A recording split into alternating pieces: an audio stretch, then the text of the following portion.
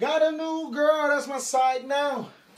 Needed me a girl for me to pipe down. Say I'll text her number, she come right now. Tell her she done. Hello. Don't tell Sabrina. What's going on with ya, big dog? And it is an amazing Tuesday.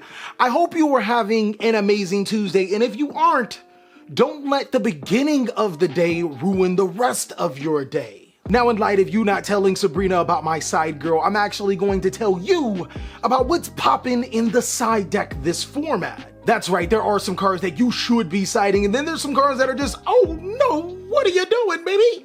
Like, seriously, what are you doing side decking these cards? You're probably going to be giving your opponent the free win. Now, if you're looking for something a little bit more in detail, I want you to stay tuned because tomorrow I'm going to have a side deck counter guide where I go in specifics about the certain cards that you should be playing and what these cards have a great matchup against. But until then, I'm going to be going over a lot more coverage over more side deck cards and where do they sit at in this particular meta. So without further ado, let's jump on into this tier list so I can explain to you all the way from the better be card-witted to what are you doing? Now I know exactly what you're thinking. Callie, when does that album drop? Fairly soon, but I'm pretty sure you're here to talk about the side deck tier list for November 2021. Now, I've actually made a few other tier lists over the course of this month. There's the meta tier list and the other tier list, the main deck tier list. I'm sorry, the staples tier list. Go ahead and check those out. I'm also working on the hand trap tier list to come. But for right now, we're going to talk about what are the best side deck cards for November 2021. Now, there is a slight caveat to what I'm about to tell you guys. Since your deck is going to differ from strategy to strategy, person to person, the information that I'm giving you isn't necessarily set in stone. Your deck may need certain cards, but this is basically really good general information for the format. I'll also even try my best to consider your deck, which is possibly a control deck, maybe a combo deck, maybe some other sort of rogue deck. I'll try my best when placing these cards, but I can't hit everything. Just like how I possibly missed a couple of side deck cards that you may want to let me know down below in the comment section to include in the next staple tier list or the next sideboard tier list. And if you want to talk about that card, go ahead and join my Discord. There are some awesome people there. They'll be able to discuss with you how powerful or how important that side deck card will be for your particular strategy. Now, I'm working on being able to make a side deck counter guide where we can use certain sideboard cards to address some of the top meta decks, but that's a more in-depth detail.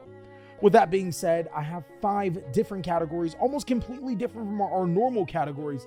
Better be caught with it is pretty normal. I'd rather be judged by 12 than be carried by 6. And that's exactly what this is. These are the cards that you probably should strongly consider playing in your deck if it fits the correct criteria. Silver Bullet is actually something that my boy Hoodley discussed in the Discord. These are cards that are very specifically good at countering certain strategies. I wanted to be able to put those in a particular category in case you wanted or you were coming across a lot of these particular strategies. These cards can be a literal mess for the opponent. Really good cards are just standard good side deck cards. A lot of effort are cards that probably need a little bit more effort to make them work. And then, of course, oh no, what are you doing, baby? These cards are not that good right now. Starting off with Appointer of the Red Lotus. Appointer of the Red Lotus is actually a solid Yu-Gi-Oh card. For the people that don't know what Appointer of the Red Lotus does is that basically you can pay 2,000 life points, look at your opponent's hand, and then banish a card from your opponent's hand. It is ridiculously good. Appointer is really good if you are playing a certain stun deck, maybe a back row heavy deck that is scared of cards like Lightning Storm or Harpy's Feather Duster. Not only do you get to look at your opponent's hand and potentially get rid of that card, you also get to know all of the information of your opponent's hand, so now your sideboard or your back row cards can be more effective because you'll know what to hit best. That's what makes this card so dangerous in those particular decks. Now, you only have 15 slots for your sideboard, so you really have to consider what would you side particular cards. With that being said, I don't think that Blizzard is a bad card in any essence of the word.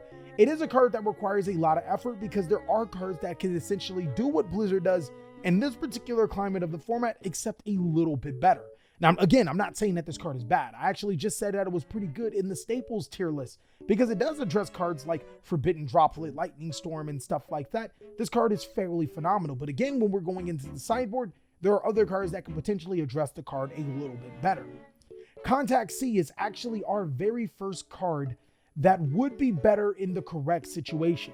You would think that this card would be a silver bullet, as it's fairly good against Tri-Brigade. If they're starting off, they won't be able to link summon because you summon this card after they use a Tri-Brigade monster's effect. They can't use Insect as a link because they can only use Beast, Beast Warrior, Winged Beast due to the Tri-Brigade's effect. Against Shuttle Invoked, if you slam this card to the side of the field after they make their link 1, they're pretty much stuck, as a lot of them don't play any other link monsters outside. But the reason why this card is not great is because cards like Forbidden Droplet and Forbidden Chalice are just really prevalent in the format. Forbidden Droplet can just negate this card and they can just continue to play. And Forbidden Chalice, you just gave your opponent a card to send to the graveyard to help break your board. So no bueno. Alpha the Master of Beasts is also another card that requires a serious amount of effort. It's not a bad card whatsoever. It's free 2500 attack monster that can get rid of certain threats, but it's not necessarily a card that's going to help you break boards and be as effective as it could be. Alpha the Master Beast is no slouch when it comes to Yu-Gi-Oh, but against decks like Tritron, against decks like Phantom Knight, which can easily just use a Fog Blade and negate this, or if they're using, if you're playing against birds who just so happen to Utopic Future this, they can set it to their side of the field. So that's another thing that you don't want to deal with. Again, this card's not bad in any sense of the word. It's actually a fairly good card, probably even the best a lot of effort card in there, but it does require more cards to make it more effective. AntiSpell Fragrance, oh my, wow, I can't even tell you how good AntiSpell Fragrance is. It's actually the reason why Blizzard is so low, because Lightning Storm and Harpy's Feather Duster are spell cards. They're susceptible to Anti-Spell Fragrance, meaning that your opponent has to set them first. And if you're playing a deck like Altergeist, you can always just bounce the card that you feel that your opponent is going to activate as a spell card and then make them set it again. Essentially, they never get to use it. Anti-Spell Fragrance is really good because not only does it address that, it puts your opponent on a crawl. And a lot of those back row heavy decks don't even play spell cards to begin with, so you really don't care. This card can essentially win games on its own right. Now, the artifact Delancia is our first silver bullet Yu-Gi-Oh card. It's pretty mundane against quite a few strategies. Against Sword Soul, it doesn't do much. Against Flu Under Reese, not much. Solomon Great, no, what are you doing? Drytron, not really. But against certain strategies like Phantom Knight and pure Tri-Brigade, oh man, this card can essentially end the opponent's turn. That's why this card is going to be really good if you are playing in a meta full of Phantom Knights or Tri-Brigade players. Keep in mind, if they're playing Tri-Brigade Lyralust, they can still go into their Exceed plays, but other than that, this card's fairly good. Same thing with Artifact Lance or Artifact Sanctum. Not necessarily fairly good, or not a silver bullet card, but really good. Because this can special summon a silver bullet card to your side of the field, you should strongly consider it. But this card can also summon Artifact Scythe to your side of the field, which will end your opponent's turn. Keep in mind, if you are playing a control deck, unless you have ways to take advantage of Artifact Scythe as a free monster to your side of the field, I wouldn't consider playing it, mainly because this doesn't necessarily solve the problem, and I'll be able to explain that a little bit more. But being able to special summon a free monster to your side of the field, which could essentially end your opponent's turn, which can give you tempo.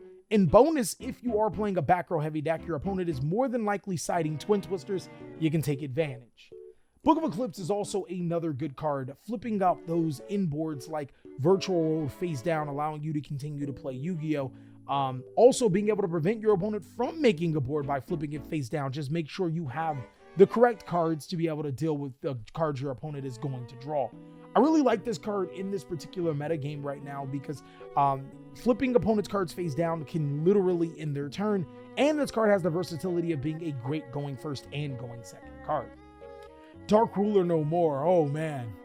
Oh man, oh man, Dark Ruler No More. If you are playing a deck that struggles against your opponent's boards, and you can do something about it if your opponent can't activate those boards, Dark Ruler No More is a card that you 100% should be sideboarding. I feel that everybody should have a playset of Dark Ruler No More. It's one of those cards that if you are a budget player or a beginning player making out, this is one of those cards that you should make an effort to get. Decoseka is a lot of effort Yu-Gi-Oh card. Unfortunately, because while this card is good against back row heavy decks like Outlich, unfortunately Outlich can just Golden Lord it away, whether they're using the effect or just summoning a monster to destroy over it.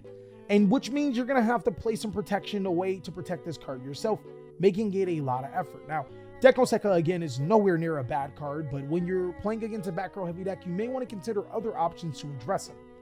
Cards like Evenly Matched, if you are playing in a back row heavy meta, Evenly Matched is your card. Evenly Matched could damn near just be a main boarded card, as this card slips around cards like AntiSpell Fragrance and Imperial Order and forces your opponent to decide which cards they're going to lose. A lot of times this can be devastating and game winning. Different Dimension Ground, boys. Different Dimension Ground is the Zaus. I'm coming up in it with the ground. No, we about to pay. Okay, that's bad. But anyways, that was bad. That was bad. Different Dimension Ground is good against what it's good against. Take, for example, Tri-Brigade, Phantom Knight. It's not good against Sword Soul and Flunderies, who would have guessed, but taking against some of those strategies, this card is completely insane. When your opponent doesn't want monsters in their graveyard a lot of times, or want their monsters in the graveyard a lot of times, they might just be like, I have to pass my turn. There's nothing I can do. Take advantage of it. And Dimensional Barrier, I feel, does not get enough respect. This card does not get enough respect. If you are playing a strategy, and allow me to dive into that now. There are two different types of sideboard cards in my eyes. The first type of sideboard card is like, yo, I need to control the tempo of the game. I need to change the tempo. Cards like Dimensional Barrier, cards like Dark Ruler No More, Evenly Matched, Different Dimension Ground. Those are tempo cards, essentially forcing your opponent to make some really hard decisions or potentially even lose so much advantage that you can keep up with the game. Those are really good cards for decks that actually play at a breakneck speed or can play at the speed at the current decks of the format that are playing. Now, if you don't play those cards, you need to play something called Rules Side Deck cards. Now, Rules Side Deck cards essentially alter the game for as long as they're face up on the field. Cards like Anti-Spell Fragrance, normally they're continuous spell, trap, or monster cards. Cards like Anti-Spell Fragrance say your opponent must set spell cards. That's not necessarily normal in Yu-Gi-Oh! But seeing that this card forces your opponent to set spell cards, it puts your opponent in a position where they can't necessarily play Yu-Gi-Oh! How they want to, and control decks take full advantage of it. Seriously, consider if you're playing that deck that can keep up with the meta, a deck that combos pretty hard or does a little things when it gets the time, then you want to play cards like D-Barrier and stuff. But if you're playing a deck that must play by rules, then you want to play cards like Anti-Spell Fragrance. Now, there's times where both of these cards can interchange between both decks, but you have to realize what type of deck you're playing, and then sideboarding becomes a little bit easier. Hope that helped.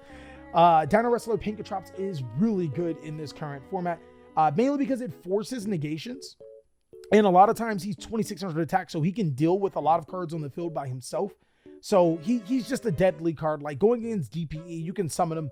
DPE is an attack. I'm pretty sure DPE is 2500 attack. You can pretty much attempt to attack over him. Then when your opponent uses DPE, you can trigger his effect to destroy another card on your opponent's side of the field, and you essentially outed 2 cards, allowing you to play.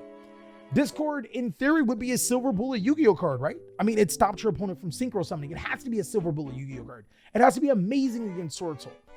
This card's trash. I'm sorry, this card's not good. It's not a good Yu-Gi-Oh card, and allow me to explain. I was actually playing against my buddy George, and he plays Sword Soul. Really good player, extremely good player. If he were to win YCS Pasadena, I would not be surprised. And then, of course, I'm theory crafting, and I side in Gozen matches against him. Gozen matches only do so much, and again, this is a card that changes the tempo. It literally alters the rules and wins you a game against Sword Soul. This man, he gets Vishuda into the graveyard and then gets rid of it. And I'm like, hold on, time out. Wait, you can play Yu-Gi-Oh? So what I'm trying to say is, because Sword Soul plays ways into Vishuda, they play up to 2 Vishuda, 2 to 3 Vishuda, plus the Dragon Vessel, the thing that sends the Vishuda to the graveyard. They have so many ways to get over this card. Also, you need to open this card. If this card is not in your opening hand, it's not doing good. It's not working against an already established board. This is genuinely an, oh no, what are you doing, baby card? Do not play this card if you want to win. It's just not good right now. Now, I can see in a situation against a deck that can easily break Sword Soul's boards and then flip up Discord to follow up. But to be honest with you, why not just play D-Barrier then? There's literally no way to not play D-Barrier. You can even flip D-Barrier against Vishuda when they activate the effect. Like, it's just outclassed by D-Barrier. Drollin Lockbird does a wonderful job at being good Invoke searches, Drytron searches. There are so many decks that search right now. I'm drawing up like Fluendereese searches. So many decks that search right now. This is just an amazing card if you want to stop your opponent from searching multiple times. And Goes and Match is another one of those rules Yu-Gi-Oh cards that can just wreck your opponent. Now, this card is really bad against Phantom Knights, like, because obviously they play only dark monsters, but against most other decks in Yu-Gi-Oh, like Virtual World, Drytron, not so much Drytron, but against Virtual World, against Sword Soul, against Fluendereese, against so many other top strategies, this card is really good. Imperial Order, I mean, come on, Anti-Spell Fragrance is here. Where do you expect Imperial Order to be? Your opponent droplets and doesn't send a trap card, flip up Imperial Order and they're like, hey, yeah, I just lost the game. You lost too many cards to come back into this game. And on top of that, I negated your card. This card's just god-awful. God-awesome. Kaijus are surprisingly good in Yu-Gi-Oh right now because of DPE. Being able to tribute your opponent's DPE before they can gain its effect. Being able to tribute cards like Baron de Fleur. You're obviously going to need some other follow-up cards, but this is definitely a great equalizer, giving your opponent that amazing turtle for the cost of their card that they probably put a lot of investment into. That's really good.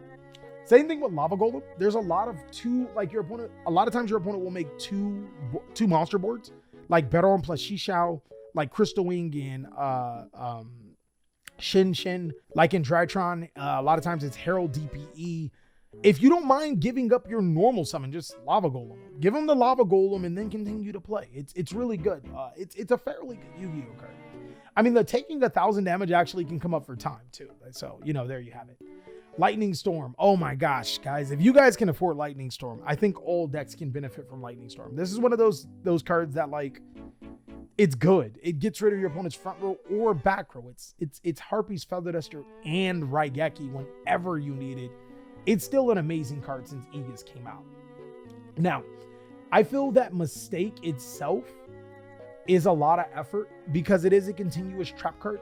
And there's nothing wrong with continuous trap cards until you're like playing a back row heavy deck and your opponent sides in Twin Twisters and then they just, play. But Mistaken Arrest, cards like that, that's really good because there's not really much your opponent can do for it. And if they're using the same Twin Twisters, they just like lost advantage. They discarded a card to destroy one card and force you to use the Mistaken Arrest that you were going to use anyway. So that also comes up. Mystic Mine is unfortunately a good card. I don't know how to feel about this because if you can get rid of your opponent's spell negate or make them use their DPE, then you can Mystic Mine them. The only strategy I think that this card would struggle against that I can think of right now, maybe Phantom Knight, because Phantom Knight can obviously still use their break swords, their trap cards, to be able to stop you from playing. But no, this card's, unfortunately, it's still fairly good. Necro Valley requires way too much effort in this Yu-Gi-Oh card game because this isn't like how Goes and Match or Imperial Order or whatever, because your opponent doesn't need to banish cards or interact with the graveyard to play. I can't think of a deck. Phantom Knights can make break sword before they actually need their graveyard, allowing them to get rid of the Necro Valley and continue to play. Now, does it force them to make a worse board? Possibly, but that's not what you're looking for. When you're sideboarding, you're looking to make your opponent pay for what they're playing. And Necro Valley doesn't necessarily do that. When it becomes a card, a strategy that needs to interact with the graveyard that Necro Valley can stop or banish from the graveyard, that's when Necro Valley becomes a good card. On top of that, it's also a card that you have to invest in to protect it. Niburu is, oh man. Players do not respect Niburu. I mean, like, I've seen Fluendereese and Sword Soul players not respect Niburu. So I think you can make a strong case to mainboarding this card and completely getting rid of it. The Rock Cooks, it is amazing. Non-fusion area, the exact same reason why Discord is bad. Non-fusion area is terra bad. You need to go first, and you need to flip this card face up on your first turn. And if you were playing a back row heavy deck, your opponent probably sided in getting rid of cards to get rid of it. So not good enough when you can just debarrier your opponent. Even if you are playing a deck that needs to play by rules, these aren't necessarily great rules because you need to open them and they do nothing when your opponent already has an established board. I'm going to say that Cyblocker is good, but I'm going to put in a lot of effort. If I'm remembering Cyblocker correctly, declare one card name. That card cannot be used, which is amazing. Cannot be used is different from activated.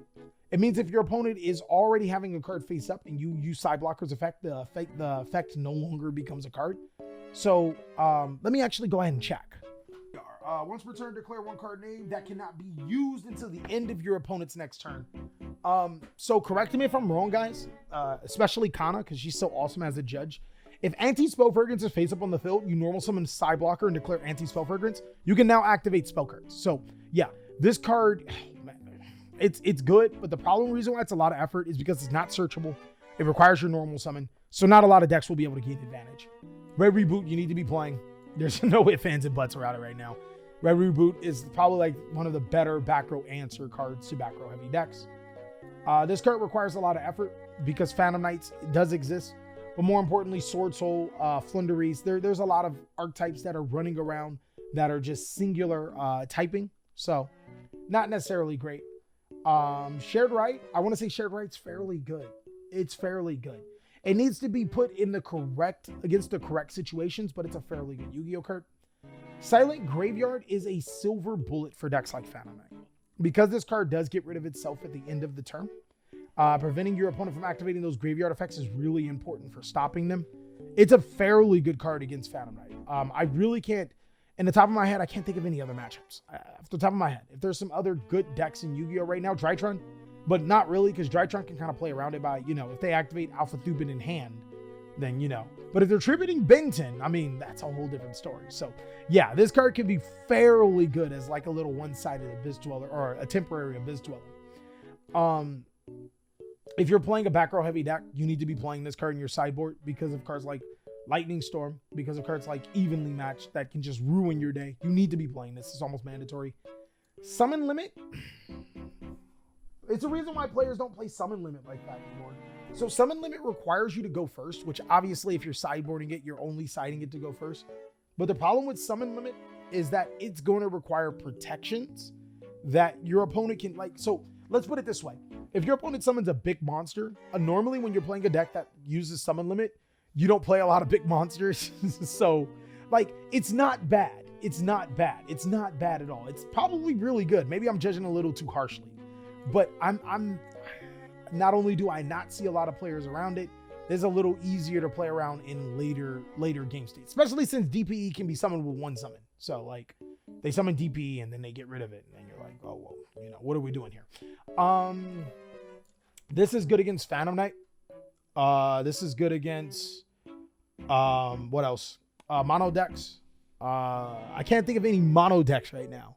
Those mono decks that I just said that Rivalry Battle got, this is literally a silver bullet to them. It messes them up something heavy. It's a very, very, very good card. Thunder King Ryo, I feel that Thunder King Ryo is actually a solid ass Yu-Gi-Oh card. I feel that Thunder King Ryo is a lot of effort. It does eat up your normal summon, non-searchable, and it's a mistake on legs. But the problem is that it has legs. It's a monster. Sometimes your opponent can address that without having to, synchro or exceed summon, which is a problem. Token Collector is a silver bullet against Sword Soul. Oh, the Mistaken Arrest is also good against. This is also good against Sword Soul. It's good against Sword Soul. It's good against Phantom Knights. Virtual Roll can mainboard it, so you need to watch out for that because that's pretty good. But Token Collector is amazing against Sword Soul, and probably is the only reason why it's a silver bullet, because everything else it kind of but Sword Soul, spice. Trap Eater, I feel like you can get away with Trap Eater. Trap Eater, I feel is underrated, but I don't have a section for underrated. So I'm going to go ahead and put it in the really good, and here's why. AntiSpell Fragrance is a continuous trap card. Goes in Match is a continuous trap card. Imperial Order is a continuous trap card. This is a continuous trap card. This literally eats the continuous trap card, summons itself to the side of the field, and allows you to keep playing, and is a tuner. So if this card ever becomes good against Sword Soul, not only do they get a free tuner, they get to eat this card. Oh my, it's kind of good. You should already know this is the best removal in the game right now. Cosmic Cyclone has been replaced by Twin Twisters because getting rid of 2 cards, even if you have to get rid of 2 cards, is still really good in Yu-Gi-Oh right now because some of those cards are rather reactive and your opponent will probably play multiples of them. And then, of course, Great Beast of the Sky. Unfortunately, Great Beast of the Sky isn't as good as its counterparts because you're going to need 3 monsters to tribute. And a lot of players will genuinely stop at just 2 good boss monsters. I don't know if it's because they fear the Winged Dragon Arouse Fear mode. I don't think it is, because nobody's seeing it coming. But like, let's give you an example. Again, Virtual World, Shin, Crystal Wing, Phantom Knight, a lot of times DPE, Rusty Bardish, or Appaloosa, Rusty Bardish. So like, or maybe Appaloosa, Rusty Bardish, DPE. That could be hit. Against Dritron, I mean, it could work. It can work against Dritron. So maybe it is a little better, but I'm going to leave it right there. Because again, there's a lot of double monster boards that you're going to have to address against Invoke that just shut all and then Mechaba. So it's like, you know, it's really, really hard to deal with this card from time to time, or to get this card off. But 1 to 2, which is Kaiju or Lava Golem, perfect. 3, we looking real specific. If Dritron is in your area, I'm just going to put a lot of effort. If like Dritron is in your area, if those decks that summon 3 monsters are in your area, if they aren't, but you also have to be willing to give up your normal summon too, like Lava Golem, except a little different, because now you're giving him a monster. Well, no, you'll get a monster back and you can turn it to a Winged Dragon Arouse if you decide to play it. And that is all that I have for the side decking tier list today. Again, I wanted to say that side decking is rather subjective, but overall, I feel that this is extremely accurate. If you have something that you would disagree with, then go ahead and let me know. Starting that conversation is how we both become better Yu-Gi-Oh players. And if you want to discuss this further, then be sure to join my Discord, because those people are always ready for a conversation where I'll be busy. Also, of course, if you want to see more TheCaliEffect content, then be sure to check out these videos, as I'll catch you on the next one.